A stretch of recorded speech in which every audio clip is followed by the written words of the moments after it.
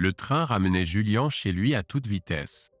Il y a exactement 2 ans, il avait quitté sa patrie le cœur lourd pour servir dans l'armée. Maintenant, il n'était plus qu'à quelques kilomètres de chez lui. Les seuls souvenirs de son service étaient un uniforme de parachutiste et un tatouage de parachute sur son épaule. Sa mère, une femme douce au visage bienveillant qu'il avait élevée seule, l'attendait à la maison. Malgré les épreuves qu'elle avait endurées, elle était restée une personne gentille et honnête. Julien chérissait sa mère et aimait aussi sa fiancée, Amélie, qui avait été sa voisine et amie d'enfance. Alors que le train approchait de sa destination, Julien s'appuya contre la fenêtre, regardant avec impatience les bâtiments familiers de son enfance. Lorsque le train s'arrêta, Julien descendit, prit une profonde inspiration de l'air frais d'automne, jeta un coup d'œil autour de lui, puis se dirigea vers la station de taxi. 20 minutes plus tard, il se tenait devant la porte de l'appartement de sa mère, appuyant sur la sonnette. Sa mère l'embrassa joyeusement, le grondant de ne pas l'avoir informé de son heure d'arrivée. Après s'être embrassé, Julien offrit à sa mère un magnifique service à thé qu'il avait apporté en cadeau.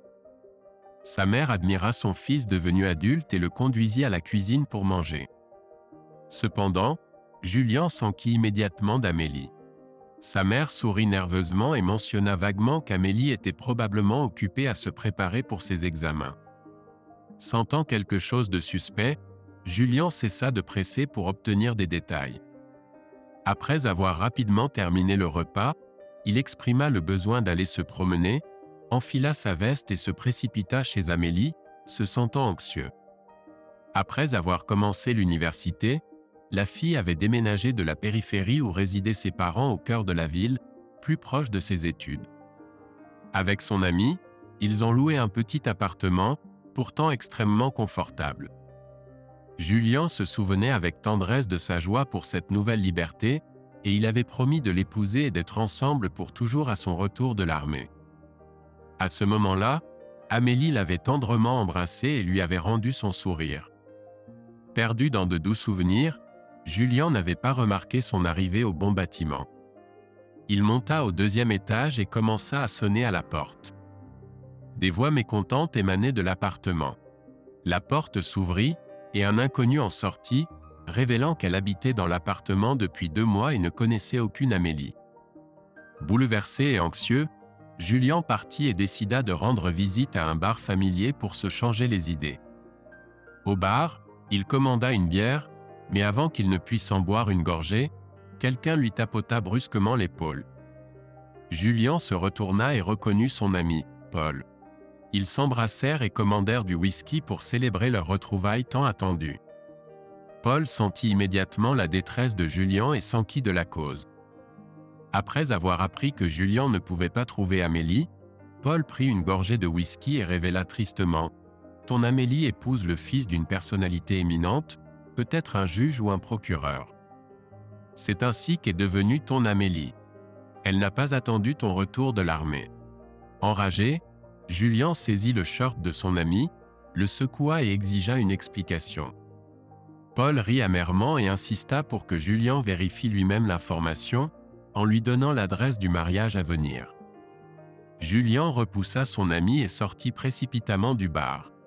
Il se retrancha dans sa chambre, passant la journée suivante au lit, insensible aux coups frappés à la porte et gardant les yeux fermés. À contre-cœur, il se leva le soir, s'habilla et partit en silence. Il avait l'intention de confirmer les paroles de Paul et de voir Amélie, incertain de son prochain geste. La tête baissée, Julien se dirigea vers le restaurant où la célébration battait son plein. En entrant dans la salle animée, il l'aperçut rapidement.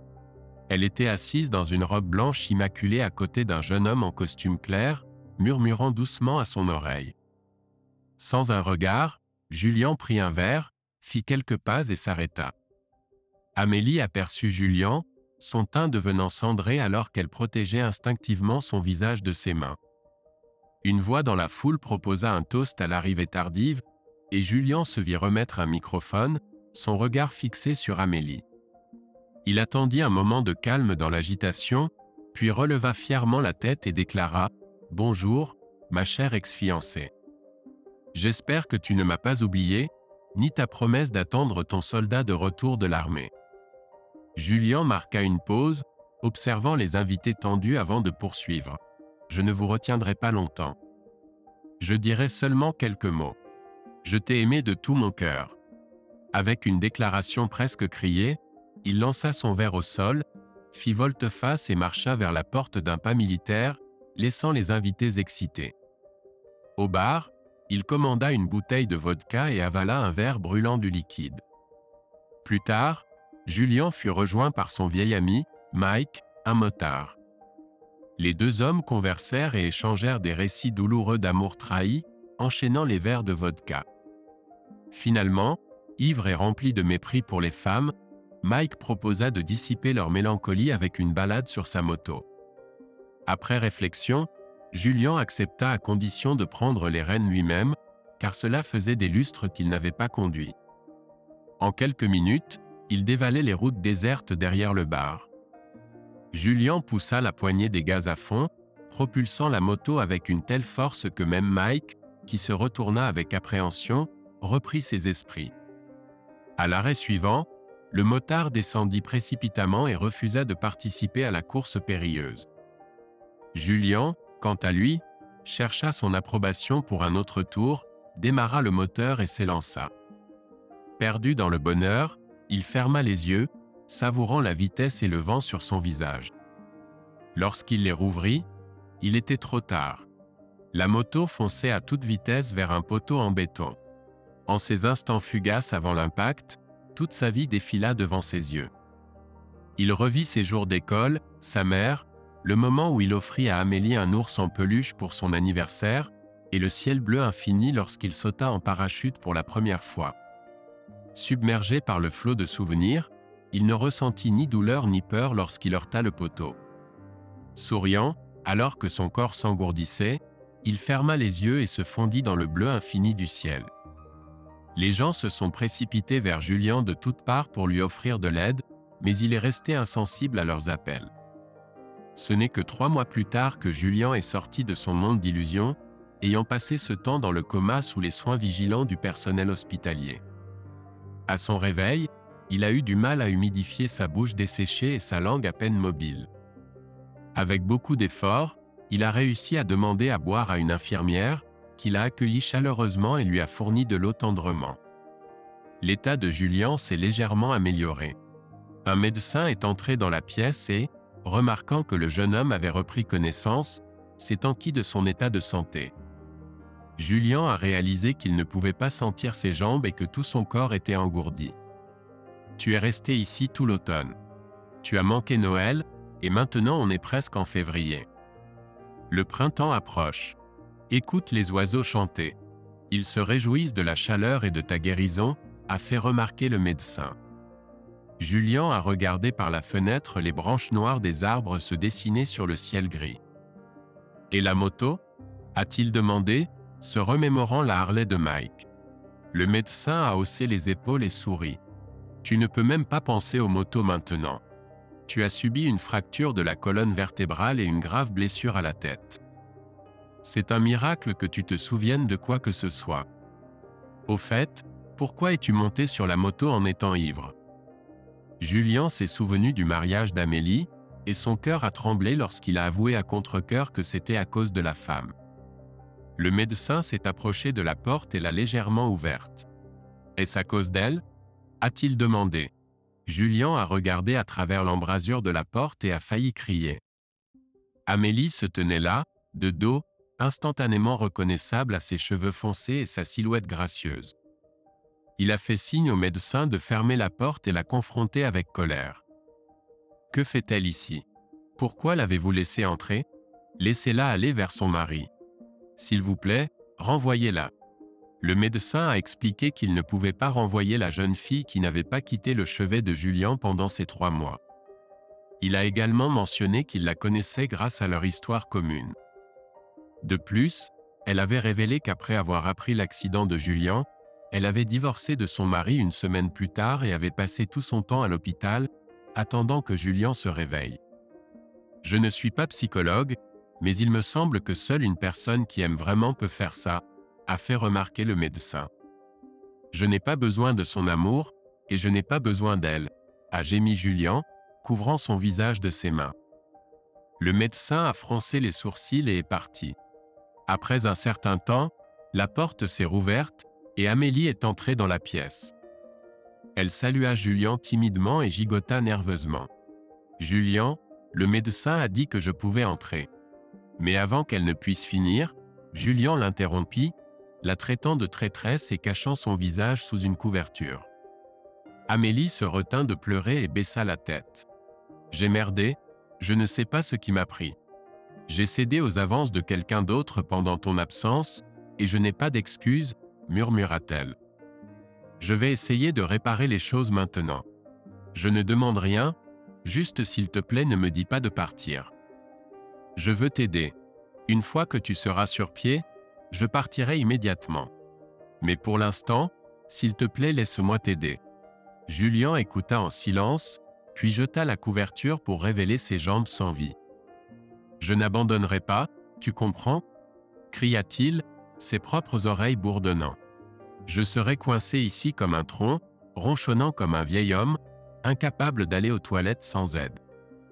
S'il te plaît, va-t'en et laisse-moi tranquille, dit-il avec impatience, se tournant vers le mur. Amélie partit discrètement, et Julian ressentit un pincement de pitié pour elle. Il vit comment elle semblait avoir vieilli, son visage autrefois beau maintenant dépourvu de couleur. Sa colère initiale s'apaisa, et il jura d'être plus aimable envers elle si elle revenait. Julian n'a été libéré de l'hôpital qu'en été. À ce moment-là, il pouvait s'asseoir et se déplacer dans la maison en fauteuil roulant. Sa mère était toujours là pour lui, s'occupant de lui et lui remontant le moral quand il se sentait abattu. Amélie rendait souvent visite à Julian, supportant sa distance avec patience.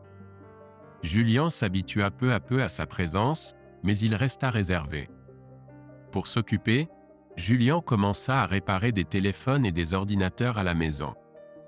Même avant de rejoindre l'armée, il s'intéressait beaucoup aux gadgets. Il pouvait construire un ordinateur à partir de zéro, nettoyer un ordinateur portable de la poussière ou réparer un téléphone endommagé par l'eau.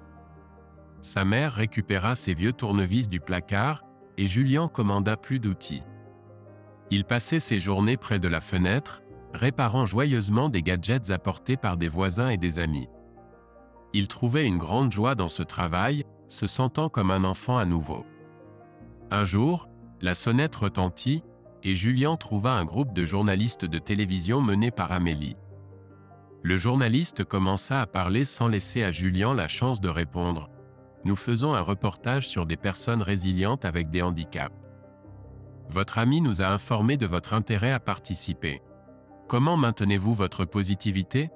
Julian regarda Amélie avec surprise, puis détourna les yeux vers le journaliste. « Oui, d'une manière ou d'une autre, tout se met en place.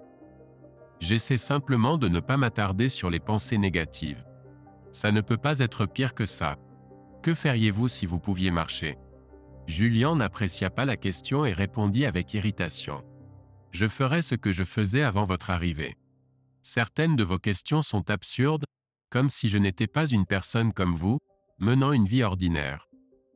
Peut-être croyez-vous que le fait de pouvoir marcher vous donne un avantage sur moi. » « Je ne voulais pas dire ça, » essaya de clarifier le journaliste. « D'accord, ne soyez pas offensé. Après tout, j'ai aussi un avantage sur vous, » sourit Julian. « Avez-vous déjà fait de l'avion ?» Le journaliste le regarda avec surprise et haussa les épaules de manière compréhensive. « En avion ?» demanda-t-il. « Non, donc vous n'avez jamais fait de l'avion ? Et moi, j'ai volé 50 fois. Ouais, j'ai fait du parachutisme autant de fois. » Le journaliste soupira de soulagement. « Vous êtes vraiment un homme fort. » Julian conversa avec le journaliste pendant un moment, puis prit congé. Lorsque les journalistes de télévision furent partis, Julian lança un regard en colère à Amélie, qui était restée dans la pièce, et avec un geste, lança un tournevis fin sur la cible accrochée au mur opposé. « Pourquoi as-tu amené ces clowns ?» demanda-t-il en revenant à la réparation de téléphone. « Tu aurais dû me consulter avant de les inviter. Maintenant, ils vont me diffuser sur toutes les chaînes, et je devrais me sentir embarrassé. Et que penseront mes camarades d'armes s'ils me voient à la télé? Amélie sourit avec des excuses et rougit. Désolé, je voulais bien faire. Je pensais que peut-être quelqu'un pourrait aider avec le traitement. Julien sourit. Eh bien, c'est peu probable. Il y a des milliers de personnes comme moi, voire plus. Quoi qu'il en soit, merci et excuse-moi. Je sais que tu voulais bien faire. Je ne sais pas ce qui me prend parfois. J'en ai marre de tout ça. Julien frappa avec impétuosité la roue de son fauteuil roulant de sa paume et se tut. Amélie s'approcha prudemment de lui et posa ses mains sur ses épaules. Tout ira bien. Fais-moi confiance. Julien resta silencieux, son tourment intérieur bouillonnant. Seule Amélie croyait que tous ses efforts n'étaient pas vains, et finalement, sa foi fut récompensée. Un jour, comme d'habitude, Amélie rendit visite à Julien, et il lui partagea la nouvelle incroyable dès le pas de la porte. Quelqu'un de la clinique universitaire l'a contacté et lui a proposé de subir une opération gratuite de la colonne vertébrale par un chirurgien renommé qui avait vu un programme télévisé sur Julien et avait décidé de l'aider. Amélie s'est précipitée vers Julien et l'a embrassé, désireuse de l'accompagner à l'opération, mais Julien a fermement insisté pour qu'elle se concentre sur ses études et qu'il puisse se débrouiller seule. À contre-cœur, Amélie a accepté, mais elle n'arrêtait pas de penser à lui et attendait avec anxiété son retour. Elle aspirait au pardon de Julien et espérait qu'il rentrerait chez lui sur ses propres pieds. Des semaines se sont écoulées sans nouvelles de Julien, et elle n'a pas pu le joindre car son téléphone était éteint. 2 mois plus tard, pressée d'acheter des provisions pour la mère de Julien, Amélie a fait tomber un sac près de l'entrée, renversant son contenu. Alors qu'elle se baissait pour les ramasser, elle a senti quelqu'un lui couvrir doucement les yeux et a entendu une voix familière. C'était Julien, debout et souriant. Il l'a serrée dans ses bras, puis lui a révélé qu'il n'avait plus besoin de fauteuil roulant, l'ayant laissé à l'hôpital. Julien a remis à Amélie un petit paquet contenant une belle bague, exprimant son désir de l'épouser. Submergée, Amélie a accepté, ayant attendu ce moment depuis si longtemps. Ils ont partagé la merveilleuse nouvelle avec la mère de Julien et, après le mariage, Julien s'est complètement rétabli et a décidé d'ouvrir son propre atelier de réparation. Il a loué un petit local à proximité et a passé ses journées à réparer des appareils. Un soir, alors que Julien lisait un livre, Amélie lui a annoncé qu'ils attendaient un bébé, peut-être même plus. Julien sourit et plaisanta en disant qu'il serait ravi s'il était béni avec 3, voire 5 enfants, car il avait désiré un fils pendant un certain temps. Et maintenant, ses aspirations commençaient à se concrétiser. Voici l'histoire de 2 personnes profondément amoureuses, qui avaient traversé de nombreuses épreuves, mais qui avaient quand même trouvé un moyen de rester unis contre vent et marée. Si vous avez aimé l'histoire, merci de montrer votre soutien en appuyant sur le bouton j'aime. Je vous remercie.